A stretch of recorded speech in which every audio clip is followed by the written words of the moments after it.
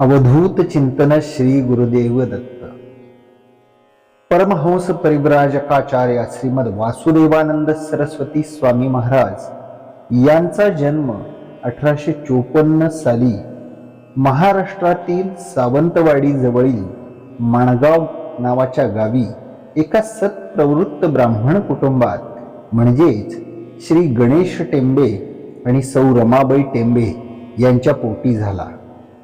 त्यांचे पाळण्यातील नाव वासुदेव ठेवले. श्री गणेश टेंबे गाणगापुरात असताना साक्षात श्री भगवान दत्तात्रय प्रभू यांच्या स्वप्नात प्रगट झाले आणि त्यांना माणगावी परत जाऊन प्रपंच करावयास सांगितले. श्री दत्तप्रभूंनी त्यांच्या पोटी स्वतः अवतार घेण्याचे वचन दिले. दुसरे दत्तावतार परमपूज्य श्री नृसिंह सरस्वती स्वामी महाराजांची प्रत्यक्ष सेवा करणाऱ्या योगिनींमध्ये यक्षिणी देवी प्रमुख योगिनी होती. परमपूज्य नृसिंह सरस्वती स्वामी महाराजांनी तिला सांगितले, माझा पुढील अवतार माणगावी होणार आहे, तेव्हा तिथे तू माझा पुढील अवतार होण्यापूर्वी तिथे जा आणि ते गाव वसव. हीच ती यक्षिणी देवी. परमहंस परिव्राजकाचार्य श्री वासुदेवानंद सरस्वती स्वामी महाराजांच्या जन्मस्थळाची ही माणगावची ग्रामदेवता आहे. चिरंजीव वासुदेव 8 वर्षाचे असताना त्यांचे आजोबा श्री हरिभटजी यांनी त्यांची मुंज केली. चिरंजीव वासुदेव मुळातच तल्लख बुद्धीचे आणि अभ्यासू वृत्तीचे असल्यामुळे लवकरच वेद पारंगत झाले आणि पौरोहित्याच्या कामात सुद्धा ते निष्णात झाले. ते घरच्या भिक्षुकीच्या व्यवसायात म्हणजेच पौरोहित्याच्या व्यवसायात हातभार लावू लागले. आपल्या तपाच्या बळावर आत्मसात केलेल्या सिद्धींचा उपयोग ते निस्वार्थीपणे लोकांचे कष्ट आणि दुःख निवारण्यासाठी करू लागले. आपल्या आचार्यांनी सांगितल्याप्रमाणे 21व्या वर्षी त्यांनी गृहस्थाश्रमात पदार्पण केले. ते 23 वर्षाचे असताना त्यांच्या 56-57 वर्षाच्या अतिशय सरळ आणि धर्मनिष्ठ स्वभावाच्या पित्याचे देहावसान झाले. त्यांच्या आई रमाबाई व पत्नी सौ अन्नपूर्णाबाई यांच्यात सतत खटके उडत असत. रोजच्या कलहामुळे त्यांची मूळची वैराग्यपूर्ण वृत्ती अधिकच जाज्वल्य झाली. ते नरसोबावाडीला गेलेले असताना त्यांना श्री गोविंद स्वामी आणि श्री मौनी स्वामी यांचे मार्गदर्शन लाभले.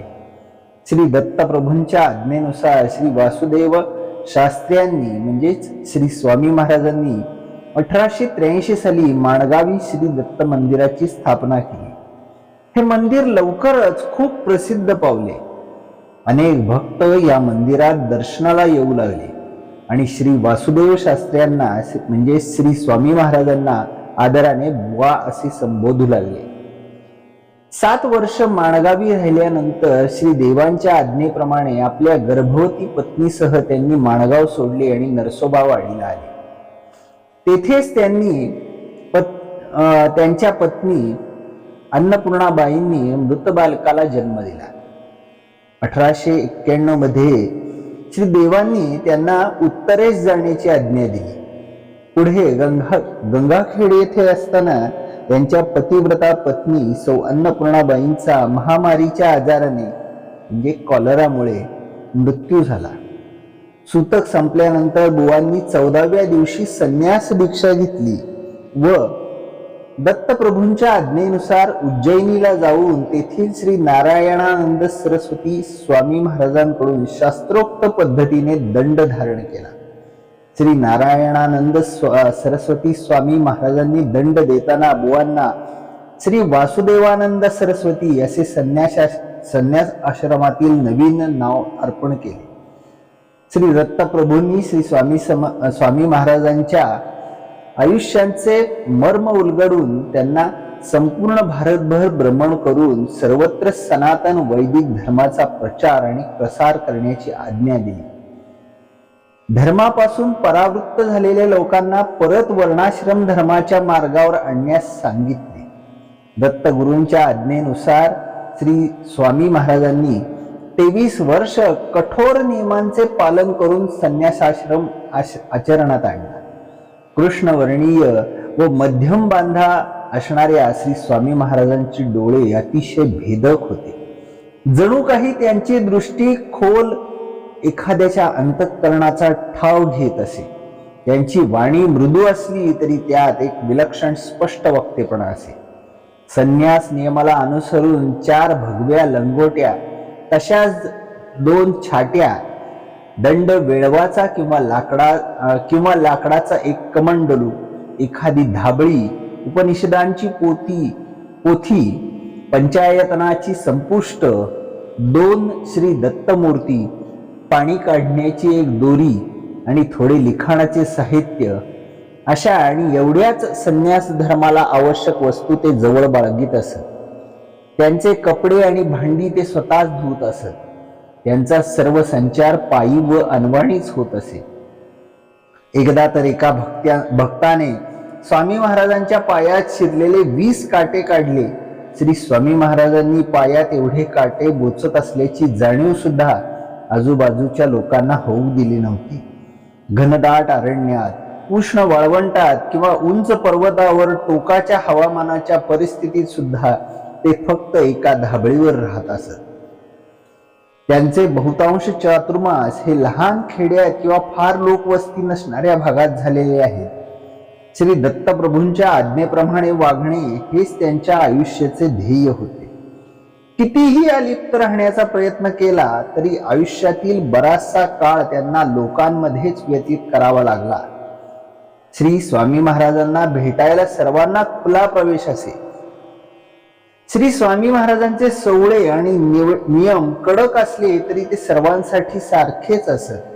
नियमांचे पालन करताना त्यात भेदभाव नसे.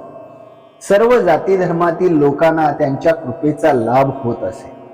श्री स्वामी महाराज स्वतः खूप भावनाशील होते. ते सर्वांची दुःखे आणि समस्या पूर्ण लक्ष देऊन ऐकायचे आणि त्यांच्या समस्यांचे निवारण करण्यासाठी खात्रीचे उपाय सुद्धा सुचवायचे. अनेकांना त्यांनी दुःखमुक्त केले होते. 1910 साली त्यांच्या नरसोबावाडीतील वास्तव्यात त्यांनी महामारीची भयंकर साथ टाळण्यासाठी तेथील पुजाऱ्यांना पादुकांवर अभिषेक करण्याचे सुचवले. तेव्हा तेथील काही लोकांनी जिज्ञासेने विचारले, अभिषेकाने कशी महामारी जाईल, याचा काय संबंध? ते ऐकून स्वामी महाराजांनी खुलासा केला, मृत्यूरूप परमेश्वराच्या महामारी इत्यादी शक्ती आहेत, तरी मृत्यूरूप परमेश्वरास अभिषेकाने शांत केले म्हणजे त्या शक्तीही शांत होतात. हे ऐकून सर्व मंडळींनी महारुद्राभिषेक केला आणि ती महामारी पूर्णपणे शांत झाली. शारदा पीठाचे श्री शंकराचार्य श्री राजराजेश्वर स्वामी यांनी हरिद्वारला श्री स्वामी महाराजांबरोबर एकत्र म्हणजे स्वामी महाराजांचा 3रा चातुर्मास केल्यापासून त्यांचे फार कौतुक होते. श्री स्वामी महाराजांचा 17वा चातुर्मास तंजावरला झाल्यानंतर कावेरी नदी जवळून जात असताना त्यांना शृंगेरी पीठाचे शंकराचार्य श्री नरसिंह भारती श्रीरंगम येथे असल्याचे समजले, म्हणून त्यांना ते भेटावयास गेले. श्री स्वामी महाराजांना भेटून त्या धर्मगुरूंना सुद्धा खूप आनंद झाला. श्री स्वामी महाराजांनी शारदांबा म्हणजे सरस्वती आणि शंकराचार्य यांच्यावर स्तुतीपर स्तोत्रे रचली. यावर आचार्यांनी श्री स्वामी महाराजांवर स्तुतीपर स्तोत्र रचले. श्री स्वामी महाराजांच्या भिक्षेची सोय करून बाकीच्या शिष्यांना उद्देशून ते स्वामी महाराजांबद्दल म्हणाले की तुम्ही आज येथे आलेले या महान स्वामींना ओळखलेले नाही. साक्षात दत्तप्रभूच यांच्या मात्या पित्याच्या निस्सीम भक्तीमुळे आणि पुण्याईमुळे श्री स्वामी महाराजांच्या रूपाने अवतरलेले आहे. यांच्या वैदिक धर्माच्या पुनरुत्थानाच्या कार्याची तुलना आदि शंकराचार्यांच्या कार्याशीच करता येईल. वैदिक संस्कृतीतील वर्णाश्रम धर्माचे कठोर पालन केल्यामुळे ते इतर अनेक लोकांच्या धार्मिक आणि आध्यात्मिक प्रगतीला कारणीभूत होतील. हा सेतू हिमालयापर्यंत म्हणजे कन्याकुमारी पासून ते हिमालयापर्यंत पायी प्रवास करून त्यांनी अनेक जिज्ञासू भक्तांना ज्याच्या त्याच्या योग्यतेप्रमाणे कर्म, भक्ती आणि ज्ञान मार्गाचा उपदेश केला आहे. आपण ईश्वराला मनापासून हीच प्रार्थना करूया की त्यांना दीर्घायुष्य लाभो, जेणेकरून वैदिक धर्माच्या पुनरुज्जीवनाचे कार्य यशस्वी हो. एकदा 1905 साली पंढरपूरहून वाडीला जात असताना कमलापूर नावाच्या गावी एक उंच अजानुबाहू सत्पुरुष श्री स्वामी महाराजांच्या स्वप्नात प्रगटले आणि त्यांना म्हणाले की आपण सर्व ठिकाणी प्रवास करता आणि काव्य करता, पण आमच्याकडे तुमचे लक्ष गेले नाही. उठल्यावर श्री स्वामी महाराजांनी दत्तप्रभूंकडे स्वप्नातल्या या सत्पुरुषाबद्दल विचारणा केली.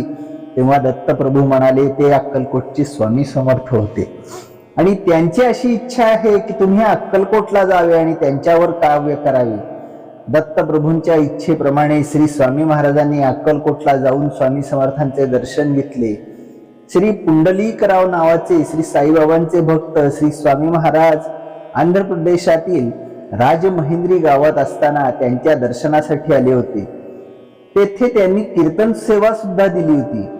श्री स्वामी महाराजांनी श्री पुंडलिकरावांची चौकशी केली असता असे कळाले की ही मंडळी शिर्डीला त्यांच्या गुरूंच्या म्हणजे साईबाबांच्या दर्शनासाठी निघाली आहेत.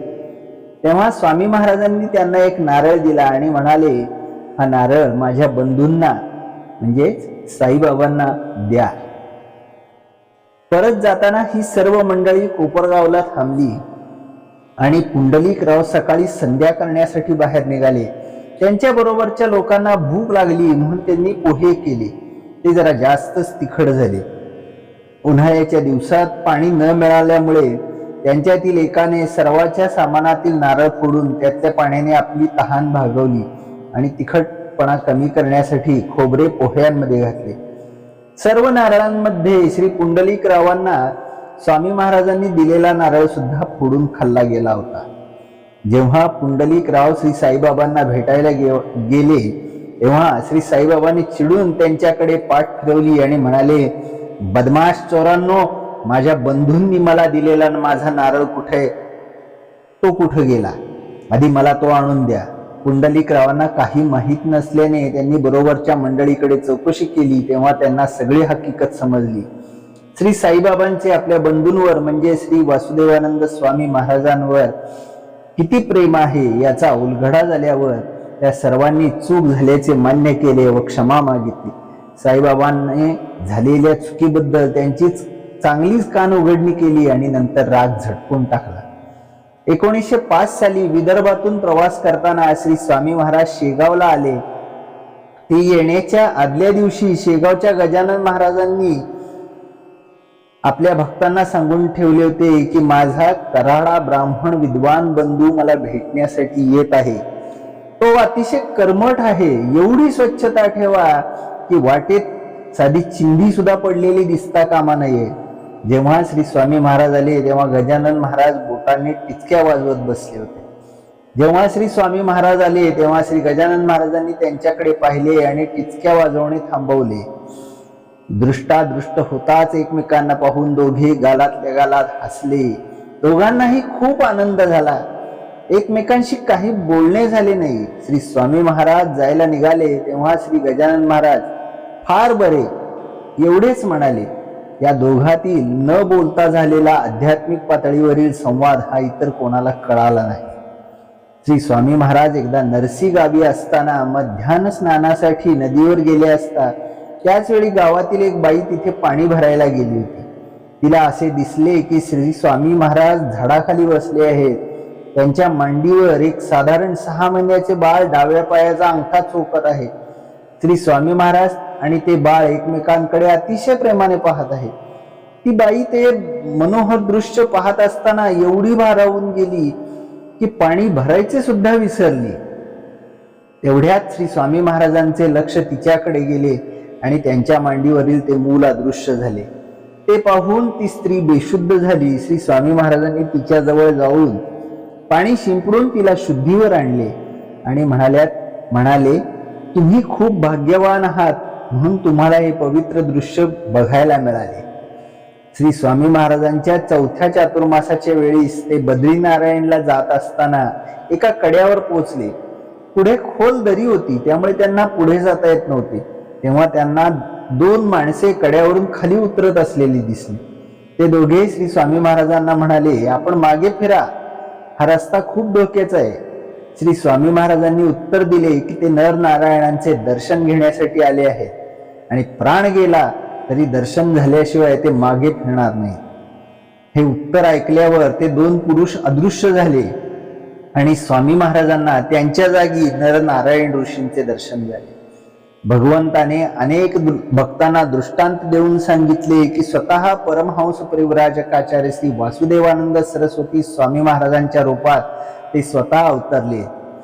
आळंदीकर नावाचे एक गृहस्थ दरोडेखोरांच्या एका टोळीकडे काही पूजाविधी करायला जात असत. त्या बदल्यात एकदा त्यांनी दरोडेखोरांनी त्यांना दक्षिणा म्हणून आपल्या लुटीतले काही दागिने दिले.